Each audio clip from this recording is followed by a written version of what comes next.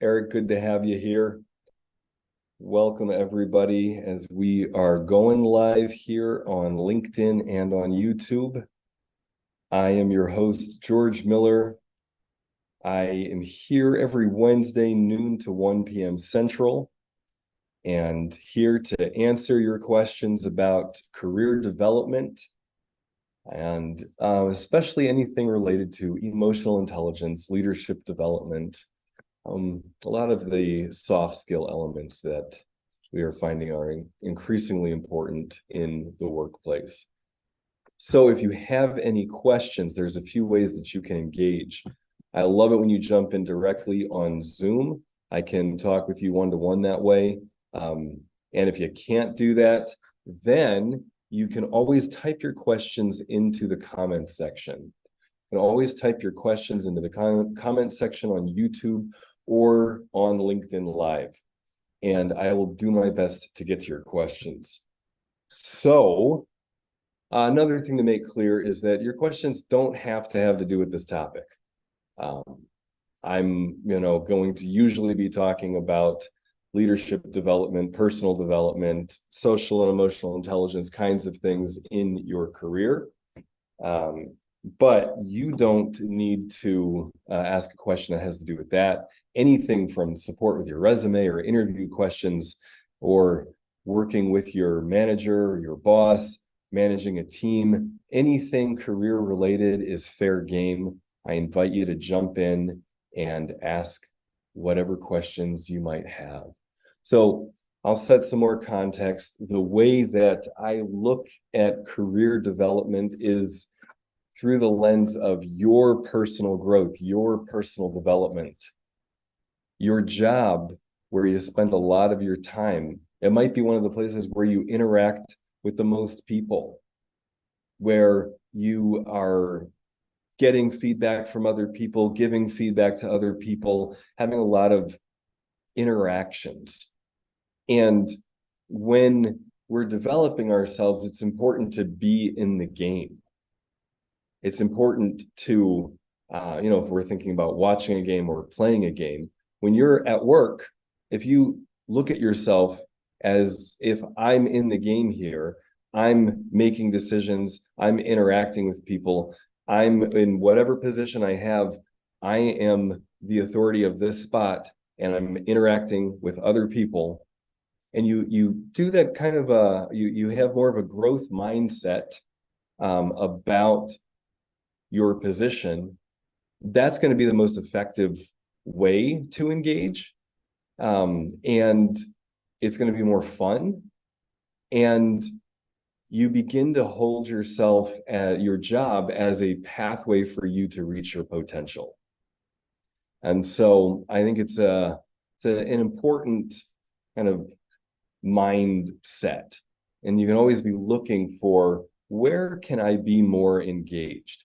Where are the, down to basic things of if I don't understand something, am I avoiding it and just hoping that I kind of figure it out, or spending a lot of time doing research on my own? And maybe the progressive thing to do for yourself, for your development, would be, oh, you know what? I'm going to reach out and ask for help. I'm going to ask a question. I'm going to check in with somebody to make sure I'm on the right track. That might be, I don't know, that's just one small example. So we'll want to be looking for all the micro ways that you can be challenging yourself to develop. So that's the topic this week, is your personal development. And that is the crux of this career lab. And I thought it would be good to talk a little bit about that. So we see that in your job, it's the ongoing process of self-improvement. Achieving goals that you have at work is usually going to mean that you're developing yourself, personal goals for yourself. Whether when you go home to your family or friends, how you interact in your job is going to impact that. Like whether you're going home feeling like, oh, I really went for it today, or whether you're going home feeling like, oh, I went for it and things didn't work out and I need some tending to.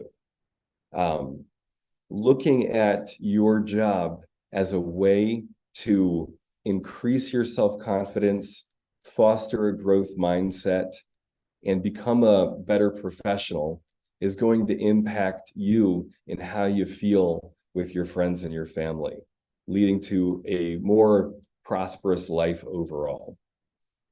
So that's I would love to have anybody who's listening in, any questions that you have about this. How do you see yourself?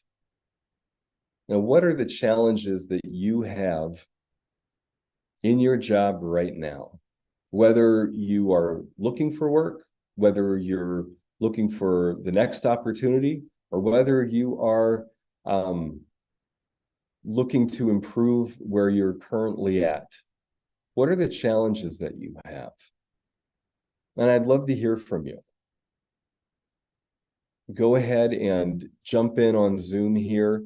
If you are looking for the link and you can't find it, just type that into the comment section and Jane will get that over to you.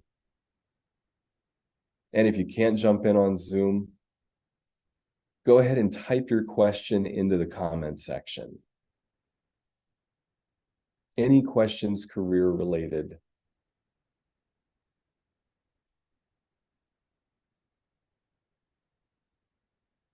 Well, Eric, I see that you're here. Is there anything that you'd like to update us on? Not too much. I had the final round of interviews for the role I'd been working on last Friday. It was quite a long day. 5 interviews, basically back to back, except for I got a half-hour break after the first 3. All quite challenging. Given the company the role I'm applying for was kind of to be expected. Uh-huh. I think out of the 5, I thought I did pretty well on at least 3 of them. The third interview, kind of the one after I'd been doing basically 2 interviews, kind of by the nature of them, they allotted an hour, and basically between the questions, the follow-up questions they had for me, my questions, so basically took the whole hour. So the third interview just did not go well. There's probably a host of reasons, but it just did not go well. But I rebounded really well on the fourth interview, and then I thought the fifth one went pretty well. So now I'm just at a point where they say next steps, or at least in the previous communication, they said next steps. I have no idea what the next steps would be after this because I don't know what more they could do. So at this point, I'm expecting, basically a final decision, which I'm supposed to get no later than the end of this week. If not, yeah. So, at least know it's definitely been driving me crazy just because I'm really, really interested in this role and I really want to know. But unfortunately, I still have at least another 2.5 days before I can send anything if I don't hear from them back then. Though they, like I've said, they're usually pretty quick at getting back to me. This is actually, I think, the longest that they've taken to get back to me about So this sounds like it the was next the step. round.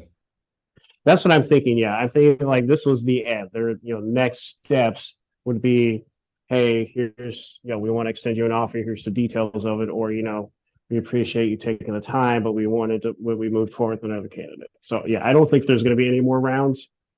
I definitely think that was the end, so to Do you speak. know how many people were in the final interview process with you?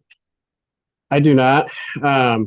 It does seem like they had several interviews going that day, though. I know it was at least for another different role because the lady was or one of the interviews, coincidentally, the last interviewer I had for that day was asking me if I applied for some other role that was not what I had applied for. So, but I'm guessing there were probably at least a handful of other people. I wouldn't surprise me with something like that. Okay. Well, if you're open to it, I would love to hear what went on in the third interview and how you rebounded from that. Yeah, so I think the third interview, I was kind of able to either through, I think just kind of, I'm trying to think of the best way to describe it. Basically, I wasn't really able to form a connection with this person, or at least I didn't feel like it.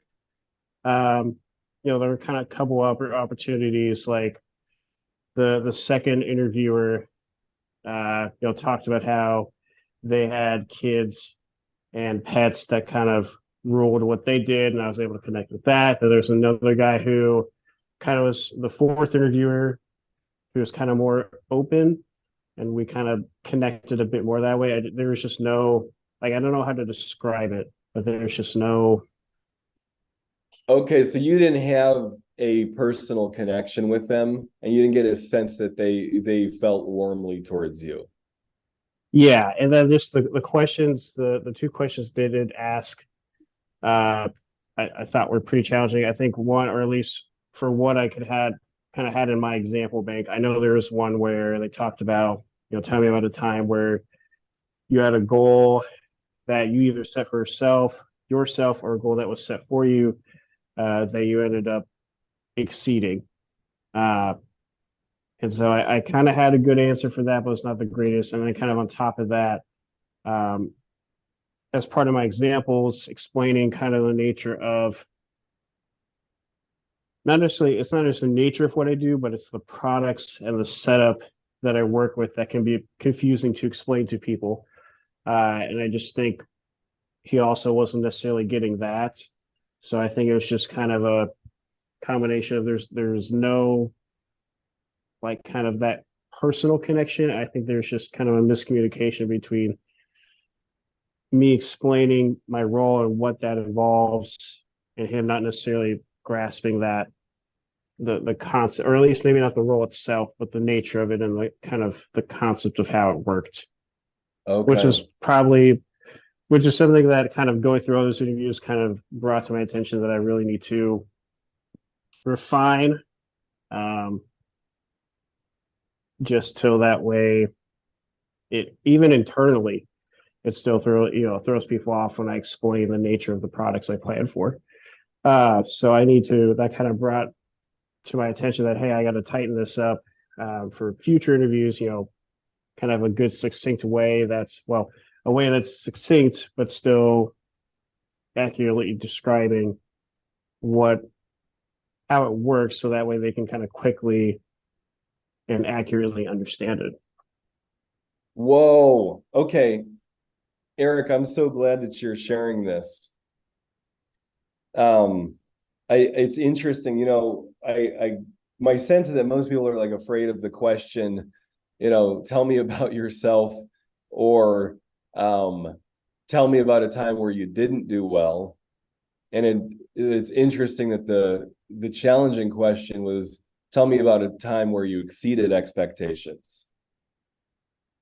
Yeah, it And was it definitely kind of, I wouldn't say caught me off guard. I think I had like seen that kind of question, but I uh it was it's a bit challenging because I tried to, when I was kind of making my question bank, I was trying to use examples from my current role as least as much as possible, just because that one kind of had the most potential to have a measurable overachievement, which was a big theme across all these interviews, was using data and kind of measurable insights. There are some questions where it was kind of more challenging to do that, versus others.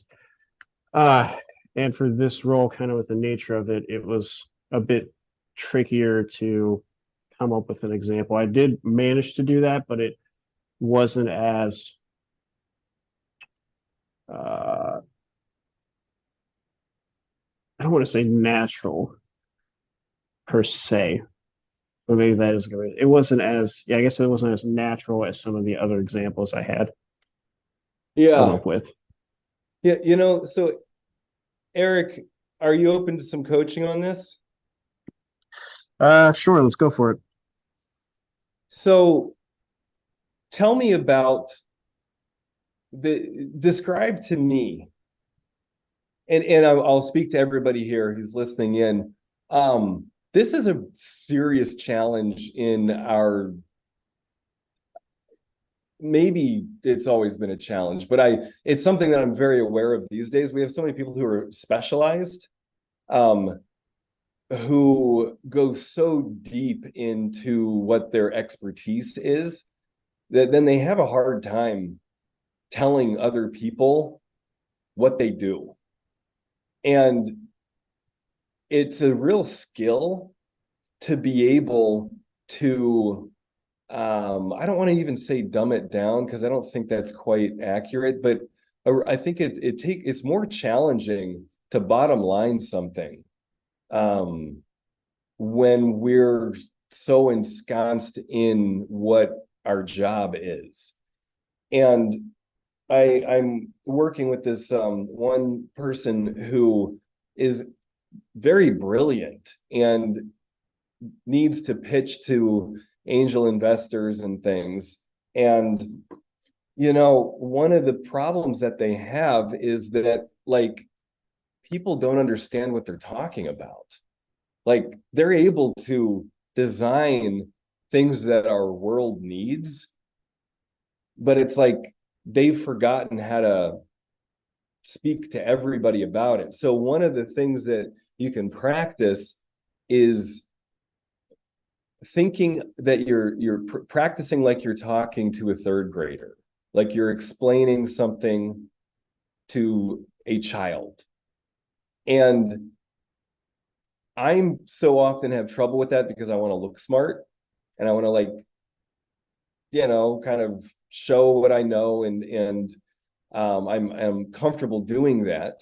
And so I'll kind of lean towards that instead of talking in a way that is so simple that it also makes, like, what I do, like, kind of seem like not that big of a deal. So Eric, that's kind of the context I'd love for you to step into and just share what it is that you do. Yeah, so I plan production for a group of products with our sister company.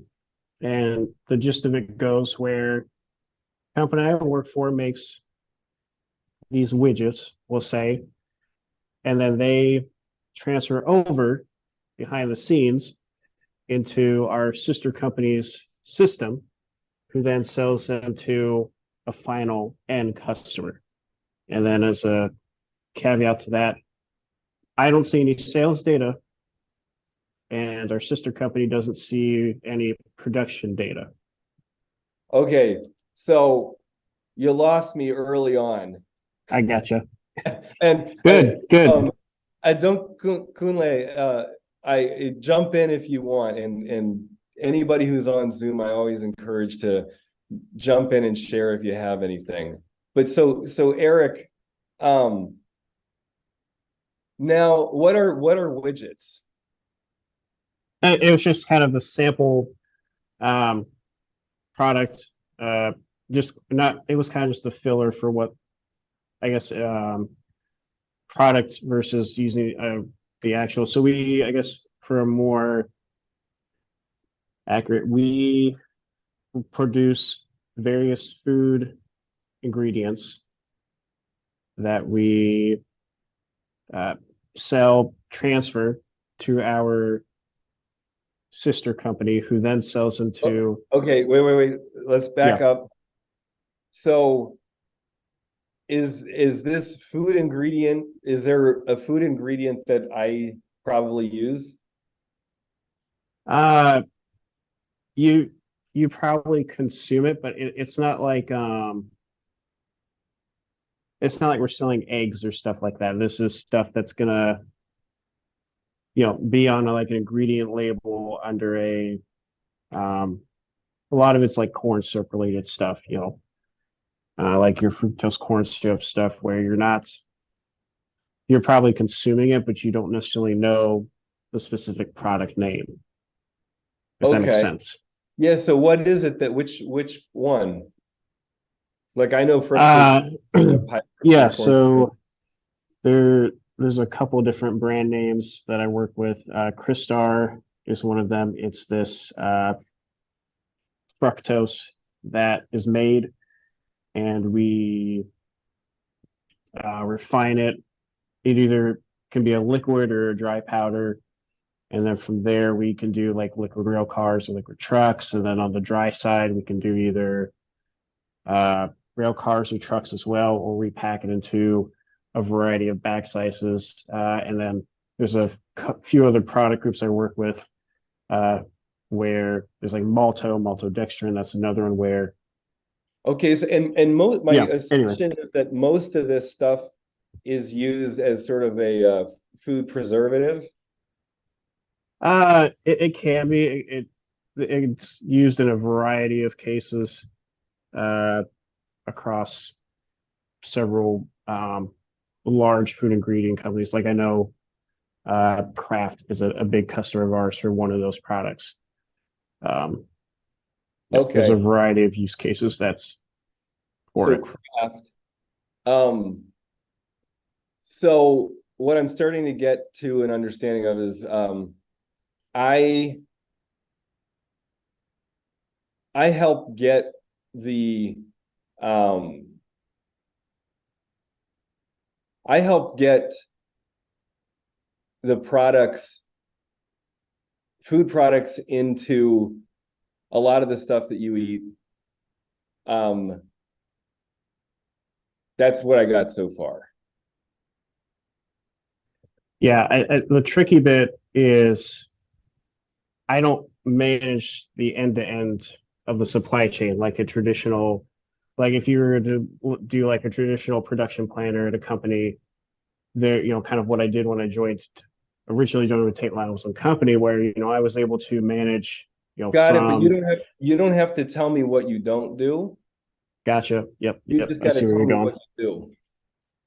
Right. Right. You start So telling me what you don't do, and you're taking, I'm that's going to confuse me. yeah. Yeah. No, I wasn't, that wouldn't be as part of the explanation. It's more of just a clarification, but I guess, I manage the production for various corn syrup related food ingredients. How's that sound to you? I Does that think, yeah, I think it sounds good. Uh, I because guess I maybe and I have a basic understanding of that. yeah, I think just the tricky bit is I, because again, like I was saying, when you're thinking of a traditional production planner role, like if I explain to most people, a lot of times you're able to also manage the sales part of it or the sales angle of it and be able to support sales orders and managing that, or at least my understanding, it's kind of the prototypical production planner role. But with this role, I'm just purely managing the production part of it because once it's created and released from quality, it's uh, basically sold to Tate Lau, who then sells it to your crafts and whoever else buys it. Does that make sense? Okay. So you make sure that that you're making quality product. Yeah, I guess really it would almost be more accurate to say that I'm a supply planner, really. Kind of because in a sense I'm making sure that the supply to Tate and Lyle is, you know, on time and in full. Okay. So you make sure that the supply is coming in. Right, right. Basically, and now that I'm thinking about it, that's probably a good way to, I think, describe it. Yes. Yes. And I understand now. Like I who know very little about what you do, now I'm learning more. Yeah. But and you've been joining in for a long time, and I've learned a little bit about what you do, but I just learned more in a way that I understand.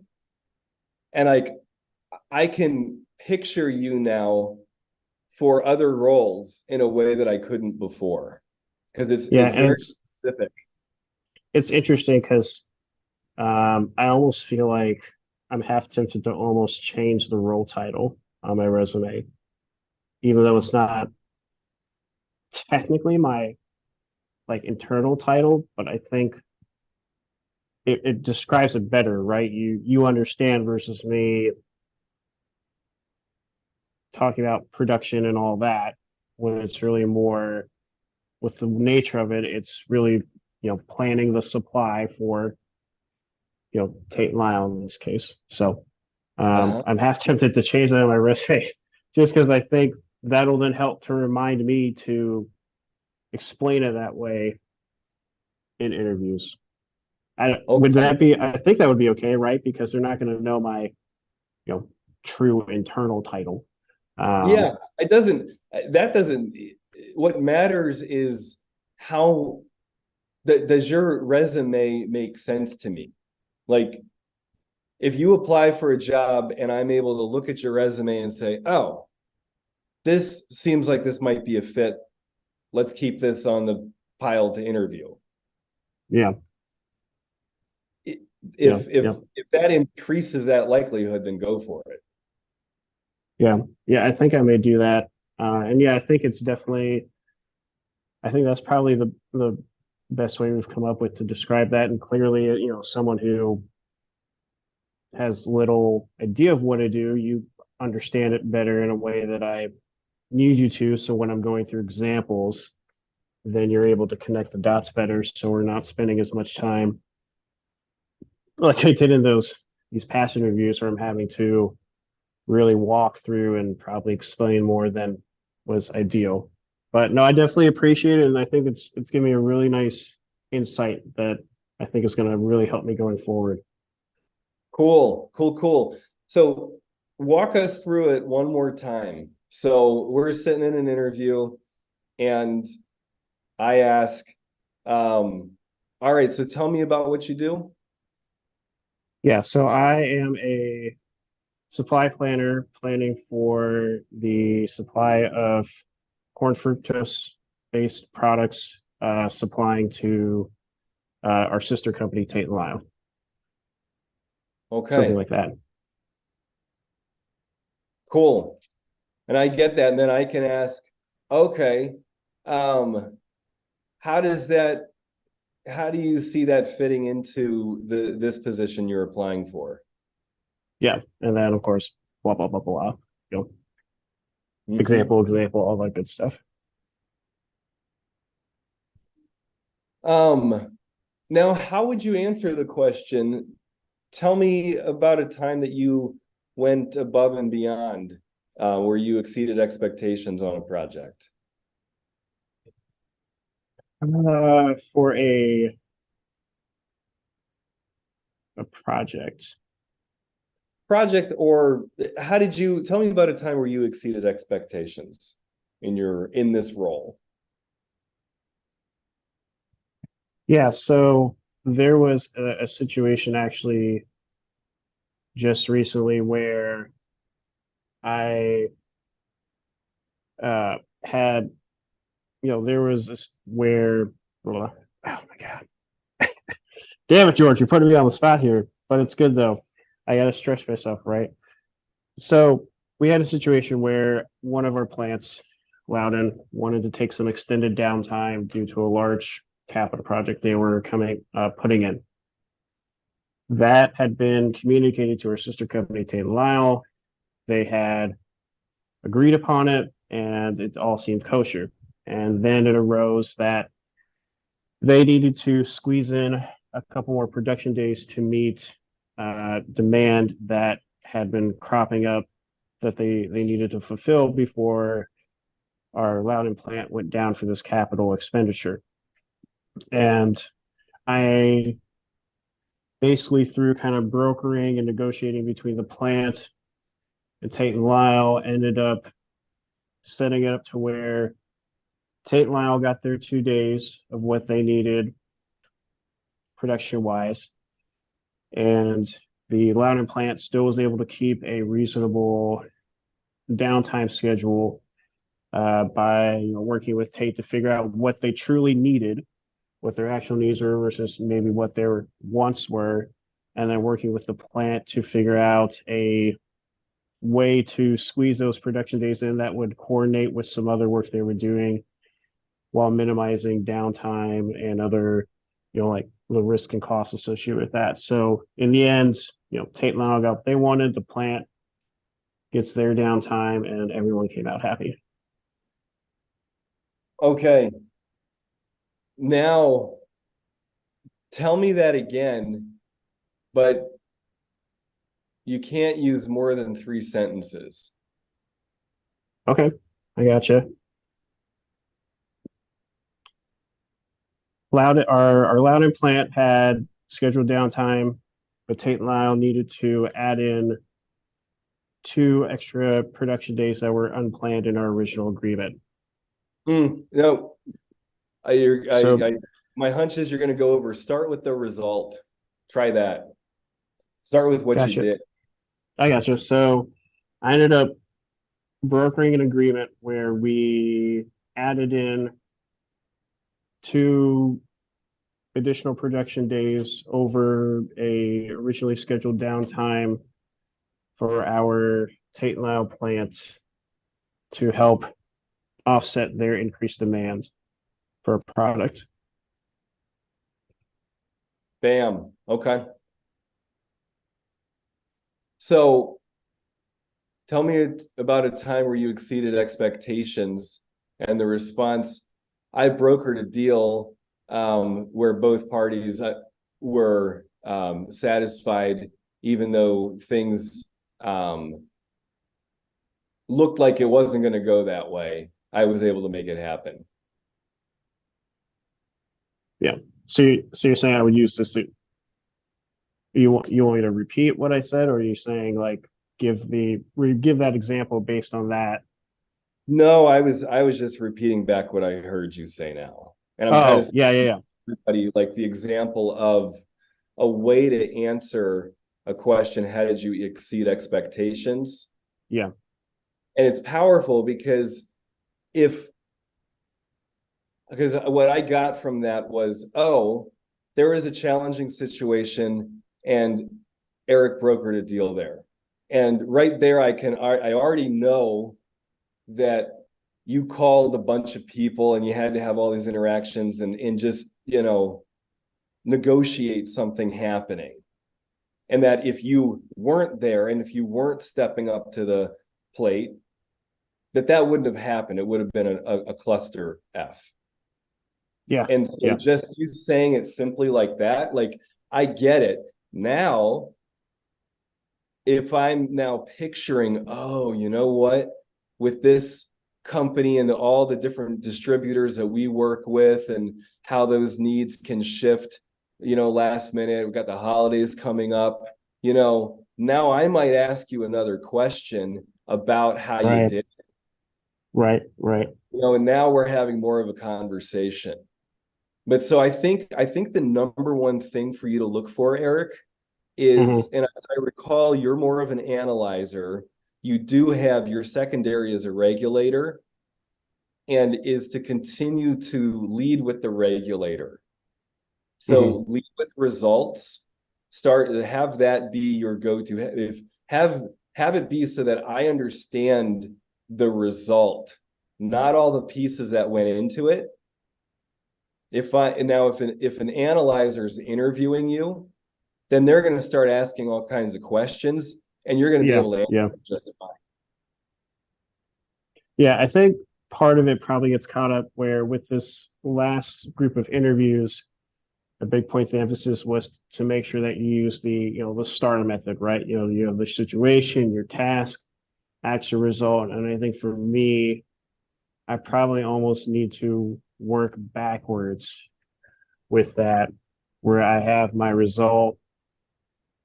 If when I'm doing my question bank, to have the result kind of succinctly summarized in like a sentence, and then work my way back from there to say, Oh, okay, so that way I can use that format, but yeah, not but have it blow up per se. Got it. So yeah, the problem with that for you, I can see it is that the situation and the task, you can start kind of over describing that. Right. And so the situation, if you do, if you lead with the situation and the task, it really can't be more than two sentences. Right. It's got to be, you know, there is a something unexpected happened between these two departments, and I brokered a deal so that both parties were happy. Right. And then, if I want to know more about it, I'll say, oh, what happened? What unexpected happened? Well, then you can say, so and so, it was set up this way. They asked for the time off, but then it turned out that Table Island needed that. And so, I stepped in and made sure that everything went smoothly. Oh, how'd you do that? Well, I contacted da, and we were able to, Yeah. Okay. Oh, cool. Well, Eric, thank you so much for playing with this. This is so important. It's really, really important. This is an issue that we are having in our country at large, where an expert has a hard time communicating what they do. It's kind of what's the metaphor here is the difference between a hedgehog and is it a fox, where like the fox wants to know how to do lots of different things, none of them that well, and the hedgehog's like really good at doing one thing. Right. And there's times where it's like you really need a hedgehog, you really need somebody that's going to be able to handle an in-depth project and make sure everything's covered. But then to learn that skill to be able to communicate to a fox and say, this is the basics of what I did. And this is such an issue in our organizations and in our government and everything. So I'm so happy that you're opening it up and digging into it, because I think people listening will get a lot of value from, learning vicariously through what you're doing. So thank you, Eric. Yeah, no problem. Well, cool. Well, welcome everybody. I've seen a few more people join in here on Zoom, and we are live on LinkedIn and on YouTube. I'm your host, George Miller. This is Career Lab Wednesday. Every Wednesday, I am here. Thank you, Eric. You rock. And I am here to answer questions about career.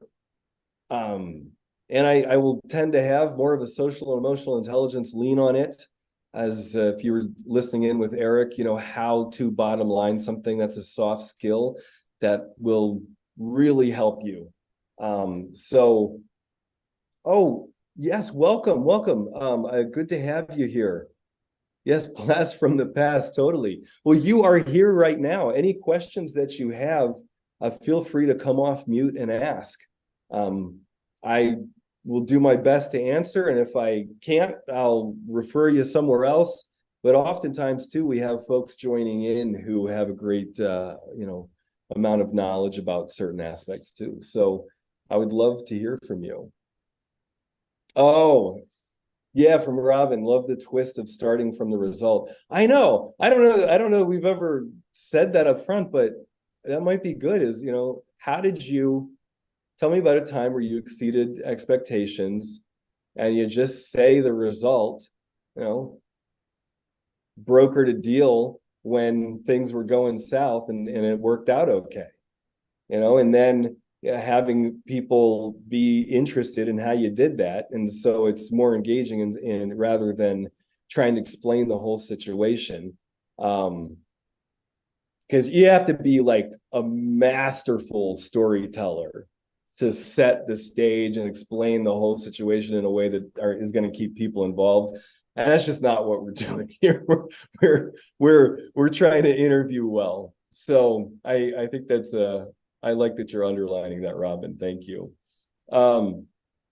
So yes, you can join this career lab. We are here every Wednesday, noon to 1 p.m. Central. Once in a while on a holiday, I'll make it a Tuesday or Thursday, but 50 weeks out of the year, we're here. So if you want to receive updates, make sure that you're connected with me on LinkedIn, subscribe to my YouTube channel, and let us know, and we'll keep inviting you. And so you can jump in this way. I love it when you're on Zoom and I can work with you one-to-one. And if not, you can always type your questions into the comment section. And I will do my best to get to those. And again, any questions are open. Anything career related doesn't have to do with the topic. I just put that out there to spark engagement and to give me something to talk about as people are joining in. But my favorite thing to do is to work with you one-on-one. And as you're listening in, you know, it really helps people when you're sharing what your struggles are. That you asking questions and getting support is really helpful to other people.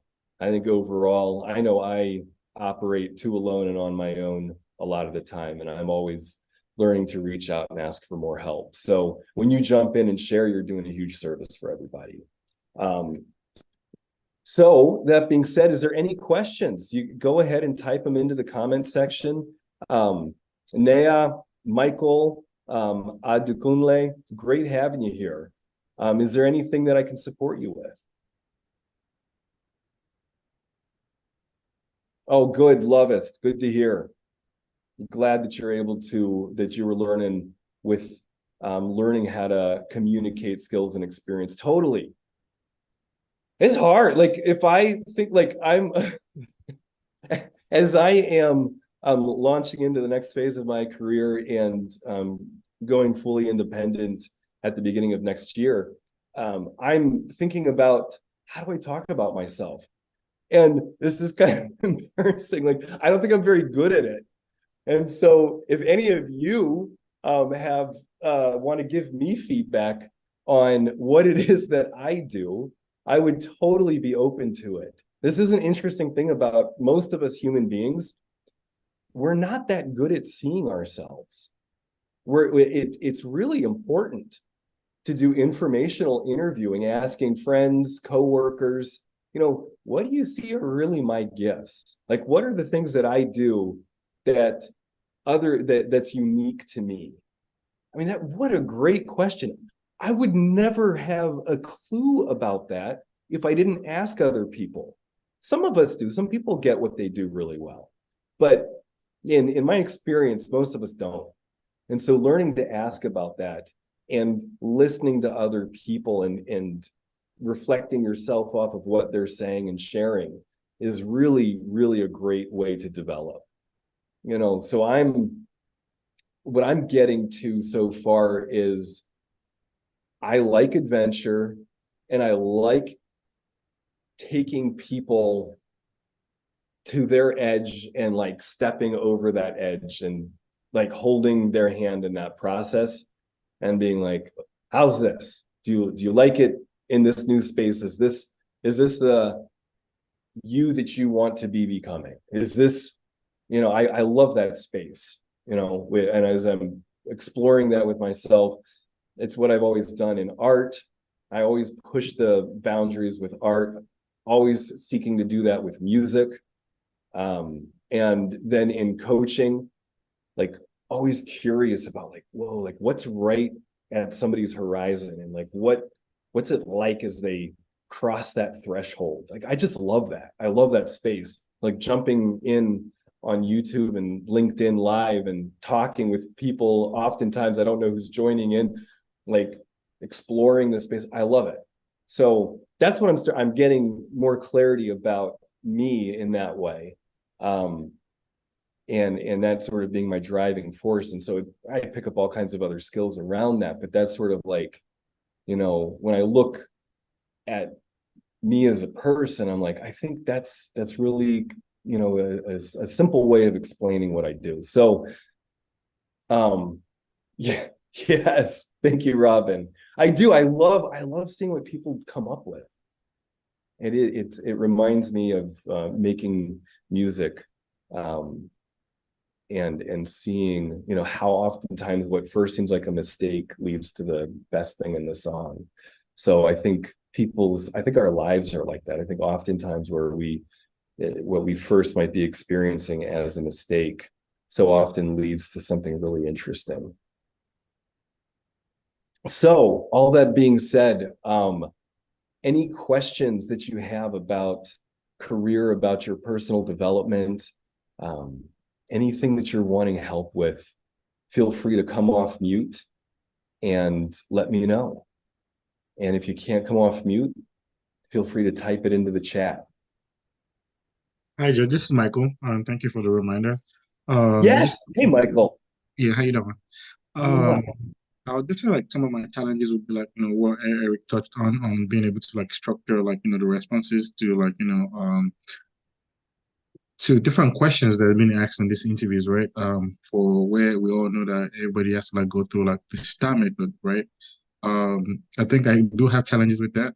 People, I think I over say too much, which I've gotten feedbacks on, but like that's because I'm knowledgeable in my area and like my area cuts across so many things. So I'm in supply chain. remind me, are you in supply chain Yes, supply. analysis?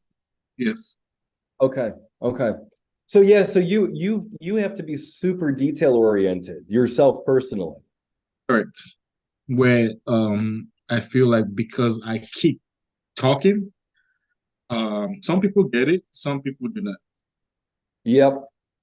And I always get the feedback because always and I get interviews, I always want to like get feedback from the recruiter or like the recruiter, please just I just want to like get a feedback on the person I feel like what. Okay, so Michael, let's start with one thing that I'm already noticing. Are you open to some coaching? Oh yeah, absolutely. So as you talk with me, slow down. Okay. Like say the word slower. So like, do you think even with the way I'm talking to I talked to you a few minutes ago, a few seconds ago, you think I was talking too fast? Yep. Okay.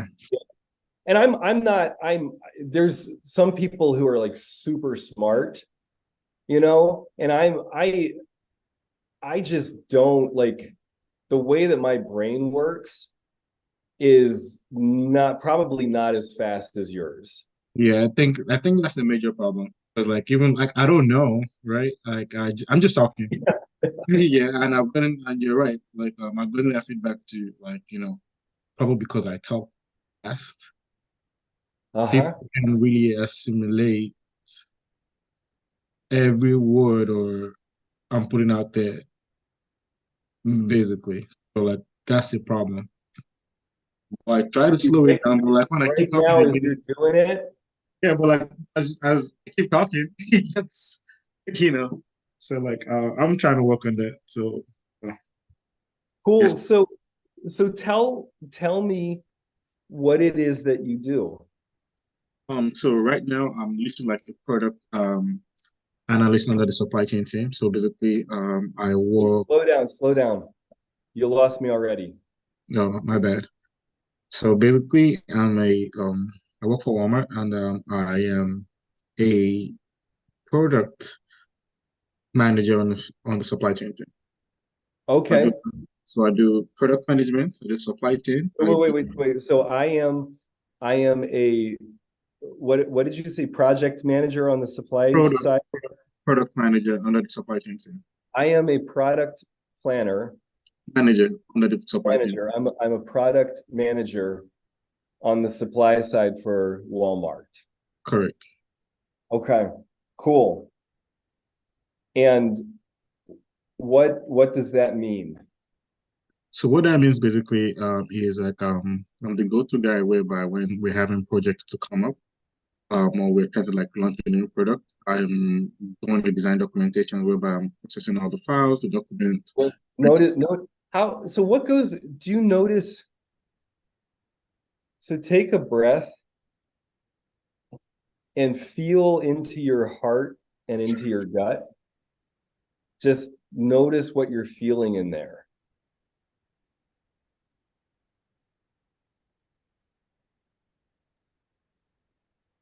And just feel that aliveness, or perhaps fear or anxiety, but it's also the same thing as aliveness. And just stay with that energy, and just notice that energy, and then tell me again what you do. Let's do this. Okay, I'm Michael Owoye, and I'm a product manager under the supply chain team. My day-to-day activities involves me being able to like, plan out different projects, especially when we're launching new products like goods, transportation management systems, inventory management, warehouse management. Okay, cool. Did you notice where you started to lose yourself? Not yet. It happened like a couple seconds before I cut you off again. So the first part, like I could understand what you were saying. And by the way, the microphone that you're using it's a little distorted, but Oh, it's not, but I can, if you're talking slowly and you're present with yourself, I can follow. maybe my microphone is under problem. So try it again. Okay. I'm Michael Owoye, and I'm a product manager under the supply chain team for Walmart at the moment. And my day-to-day activities lines with um, documenting, processing when a product is about to launch. So basically, gathering all the required information, doing the design documentations, and also being able to like, appoint the right resources that's going to be able to like, get that task done. And also watch the product from start to finish to when the product goes live. Okay. So good. So what are you noticing as you're doing this? Probably getting better. And how are you getting better? Taking my words a little bit slower than usual. Uh-huh. And I'm confident, probably. And you feel more confident? Correct. Isn't that interesting? I love that you're playing with this. This is so important for everybody listening in. That what you're saying, that as you slow down and you're allowing yourself to hear yourself and think, that you're more confident. Right. That if you're speaking faster and trying to get everything in, that you experience yourself as less confident. Right. Beautiful. So now we all have mistaken beliefs. My core mistaken belief is I don't matter. So when I'm talking fast, what I'm creating out into the world is I don't matter. There's not enough time for me to talk. And so I'm just going to try to squeeze in as much as I can and as quickly as I can. But then that ends up being the way that I'm communicating, and I'm basically saying unconsciously but very powerfully, I don't matter. And the words that I'm using then become really hard to hear. And each one of us have this kind of thing I'm like, usually oldest kids in the family have the belief, I'm not enough. I don't know if that's true or not, but I've just kind of seen that oftentimes, I'm not enough or I'm too much. And then that can play out in a similar way of, if I'm not enough, then maybe I have to try to jam in as much as I can say in as little of a time. Or if I'm being too much, then I'm going to try to get in as much as I'm saying as I can, because I don't want to be too much. But either way, whatever that limiting belief is, it leads to a communication style that ends up having me feel less confident. Right. So the cool thing about doing this now, Another thing I wanted to ask you, right? You mentioned something about my mic. I'm probably it doesn't sound right, right? It doesn't sound clear enough. it sounds good right now. Okay. I didn't do anything. I'm still using like the same computer speaker, but like I'm just trying to like get if it's probably my I don't know if it's my computer mic because I just want to be sure. That's why I'm asking. Totally. Michael, you know what I bet it is? You're on Zoom. Right. In Zoom, there's the settings. Zoom has excellent filters. And if you have one of the higher filters on that, like to cancel background noise, you might need to talk louder and slower, because that filter can do is it will start to clip off the edges of your words, especially if you're speaking fast and quietly. Yeah, automatically adjust noise suppression. I have it on. Okay. Yep. But suppressing noise suppression on Zoom will also start to clip your vocals, especially if you're not talking loud and clearly. So we could say that if you want practice with this, speaking more confidently and slowly, just turn up the Zoom compression all the way, and then it'll force you to slow down and talk and take up space. Got it.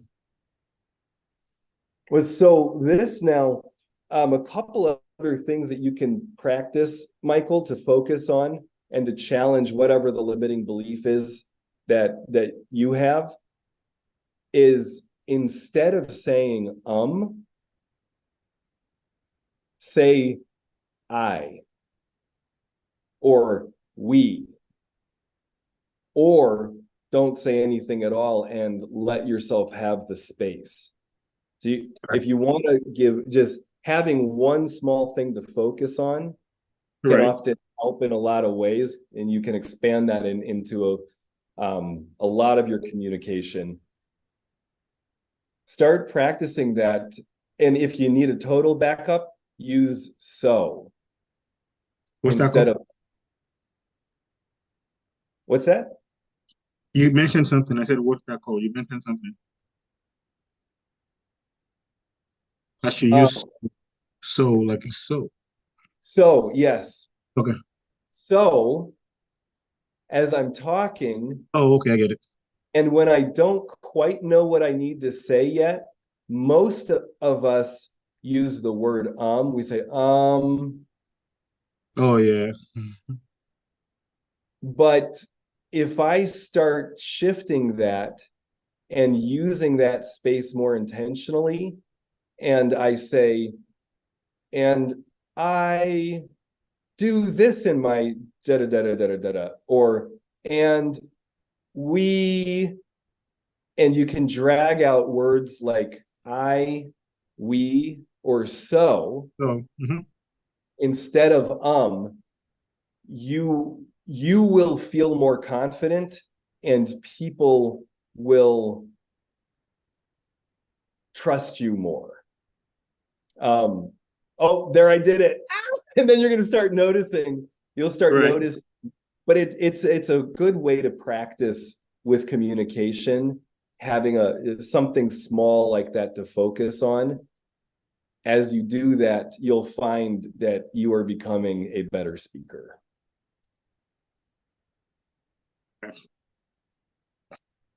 Got it. Hi, George. Can you hear me? Hello, Neha, Hi. yes. Thank you.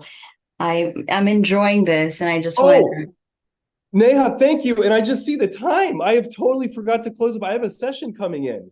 yes, sure. I enjoyed it. I just wanted to say that. Thank you. Thank you.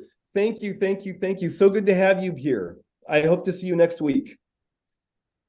Yes, you will. Goodbye, everybody. Engaging conversation. You had me going all the way up until the end. So nice work. I gotta go. See All you right. next Thank you so much. I appreciate it.